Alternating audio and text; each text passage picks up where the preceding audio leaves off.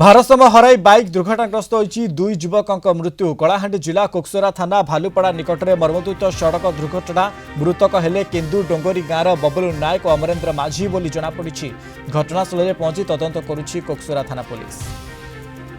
Praveen Patnaik Kalahandi reporter आम सहित phone line जोड़ी। प्रवीण, ये केतेबेलर घटना आ दुई जनक युवक मृत्यु घटी अपडेट कौन रही? प्रवीण देखो जो भाव में आम पाखे जो सूचना रही कलाहांडी जिलार जो कोकसरा अंचल विलंबित राति काली बाइक दुर्घटना घटी।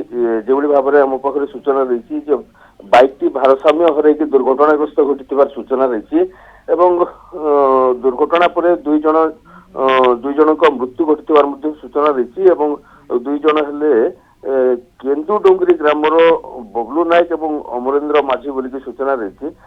घटनास्थल में कोकसरा थाना पुलिस पहुंची तदंत चलता सूचना रही। ओके प्रवीण, तांकर परिवार लोके घटनास्थल में पहुंचले कि? देखो निश्चित भाव में जेहेतु विलंबित रातिर घटना वर्तमान पुलिस पहुंची जो भाव में तदंत कर परिवार लोक कोकसरा जो रही गोष्ठी स्वास्थ्य केन्द्र को पठेबे सब पठेबे से सब व्यवच्छेद हम परिवार लोक हस्तांतर कर कौन सब रही कि भाव में दुर्घटना घटला बाइक कि भाव में दुर्घटना घटला कोकसरा थाना पुलिस तदंत चल। ओके, प्रत्यक्षदर्शी कि पुलिस ए बाबद कौन कहूँ सब? देखो जेहेतु विलंबित रातिर घटना घटी से समय घटना जेहेतु प्रत्यक्षदर्शी कहीं नथिबे बोधे हुए जना जाउची।